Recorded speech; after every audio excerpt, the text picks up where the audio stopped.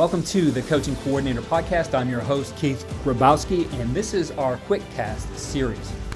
What is a Quickcast? You already know the Coaching Coordinator Podcast for interviews that touch the many areas of the skill set and mindset that makes a successful coach. In our Quickcast, we focus on a coach's most powerful insight on a single topic.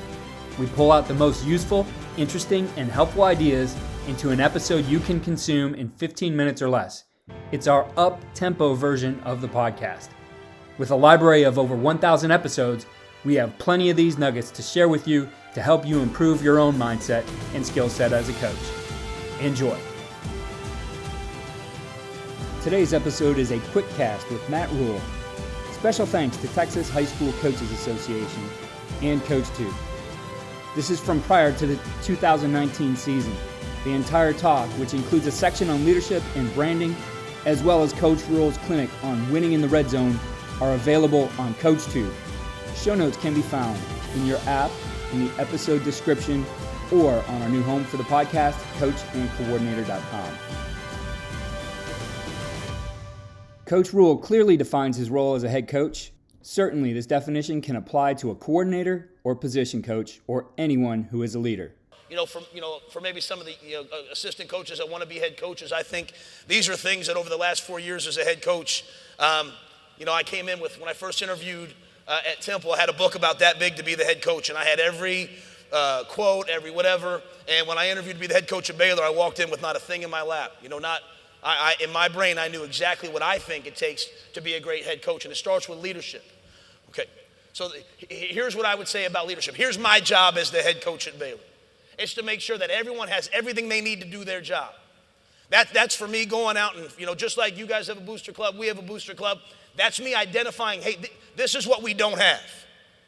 And going out and fighting tooth and nail, working with my athletic director, working with all of our assistant coaches to make sure that everyone has everything they need to do their job. No player, no coach, nobody can say, hey, I don't have the tools necessary. I don't have the resources. And after that, it's making sure everybody's doing their job. That's my number one goal. Is as I walk through our halls, everybody is efficient. Everybody's doing exactly what they said they're going to do. If I do those two things, if I provide everyone the resources they need, and then I demand that everybody's being excellent day in and day out, including myself, then I'm providing leadership. It's not the speeches I give. It's not the cool slogans we have. It's not the T-shirt. That, to me, is being a head coach. As Coach Rhule points out, the direction of your leadership all starts with a single question that every leader must understand. And then beyond that, it's establishing and developing the vision. Starting with the end in mind, making sure our kids understand, hey, this is what, because all of our kids now, when they come and they sit in front of us, when they sit in front of you, that vision that they have is of them getting drafted in the first round and playing in the NFL.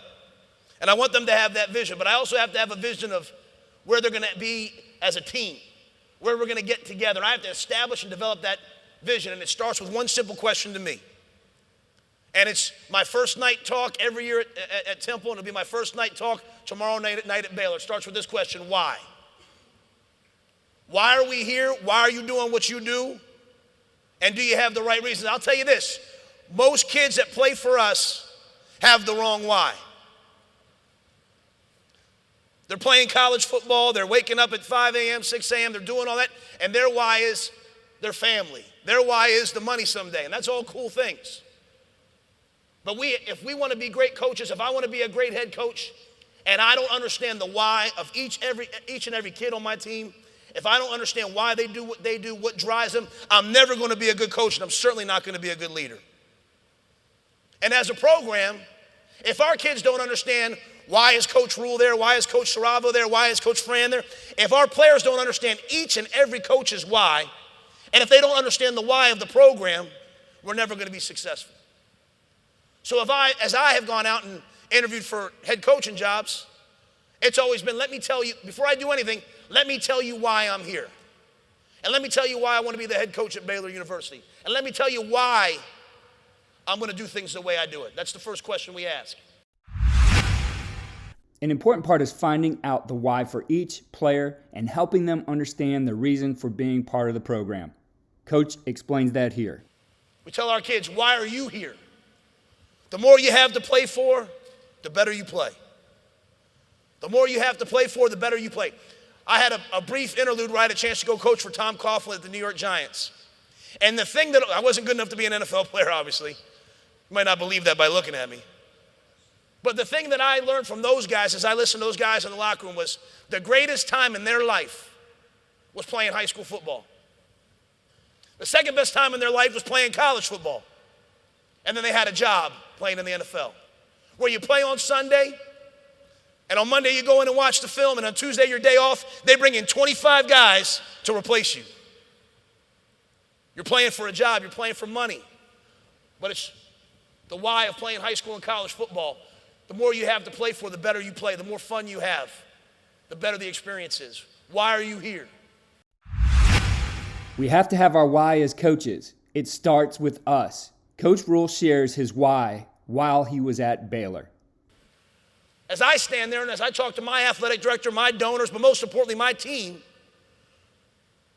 why is Matt Rhule the head coach at Baylor? Why does our program is this?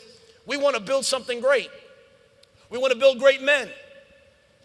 Just like every one of you guys do. I tell you what, the best thing I did this summer, I try to read a lot of books, is I read Clinton Rutledge's book, The Classroom. Just a step-by-step manual from Coach Rutledge about how to teach young people to be winners, how to teach young people to be effective men, step by step, day by day, and we're going to do that this preseason because we want to build great men. We want guys coming back to us saying, thank you for everything that you did for me. Thank you for teaching that. We want that just like you guys have that. And we all know so many kids nowadays, they really don't know what it is to be a man. We were taught way differently than they are, so it's our job to fight to make sure that we build great men. We want to build a great program. The thing I tell our kids is this: I'm in charge of the program. This is my program, but this is your team. This is Fran Brown and Mike Saravo and Elijah Robinson and David Wetzel. This is our program. We set the foundation for the program. We establish the rules and the parameters, but this is your team. For you seniors, it's going to be your last team. So we want to build a great group of men. We want to build a great program, and we want to build a great team. That's our why. The formal representation of the why for Coach was in his mission statement. He shares that and breaks down what that means for how they will develop each player. We want to build a championship caliber program that competes for championships, major bowls, and the college football playoff. Develops NFL caliber players, graduates as players, and is an impactful member of the campus and greater Waco community. I want everyone to know exactly what we're doing, starting with the end in mind, what our vision is. Why are we here? Our program, and this is what's important. After you tell them the why, you got to tell them the how. Because we love the kids, but we are a very direct, honest, real, hopefully, group of guys. So they need to know how. Our program is built with an intense focus on developing student athletes to be the best they can be athletically, academically, and socially. By recruiting and developing outstanding student athletes, we will develop the most competitive, industrious, and enthusiastic football program in the country. That's an ode to John Wooden. This intense focus on the student athlete is a day-by-day process of investment, evaluation, feedback, correction, motivation, and energy. I want our kids to know, hey, this is why we're doing what we do. And you know what that second paragraph says? We're going to tell you each and every day what you're doing wrong. We're going to tell you each and every day what you're doing that's not good enough. And I want you to know why we're doing that. Because we want you to be great. But as we try to develop our kids to be the best men they can be, we want to develop them to be the best man, the best student, and the best football player. As a man, we want to develop their work ethic, their mental toughness. I want them to learn to give back to the community, like treating people better than you treat yourself. Compassion, how you treat others, accountability, and honesty. You know, I don't know how our coaches, as they go, you know what that makes me upset about college coaches? We sit here and say, you know what, we're going to teach your kids how to be honest. We're going to teach your kids how to follow the rules. And we talk about kids being entitled. We talk about kids have changed. And you know what the first thing the college coach does? They come to your school and they break the NCAA rule the first time they meet the kid. They go in and sit with them. It's a dumb rule, I think, no offense, but it's a rule.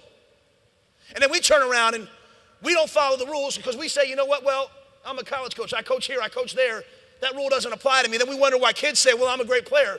These rules don't apply to me. You want to teach a kid how to be a man, act like a man and be honest, be accountable, follow the rules.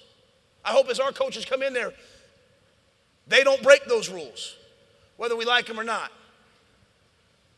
To become a great student, attendance and participation, study habits, confident. You know how many kids get to college and the reason why they don't do well in schools, they're just not confident. They're afraid that they're not good enough. We got to give them confidence. Got to teach them how to be leaders.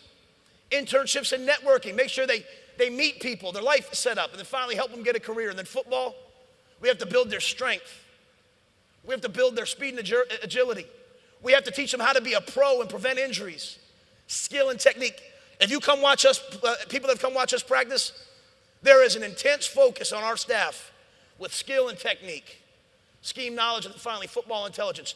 That's what we spend 24 hours a day working on, that right there. That's what will make us successful.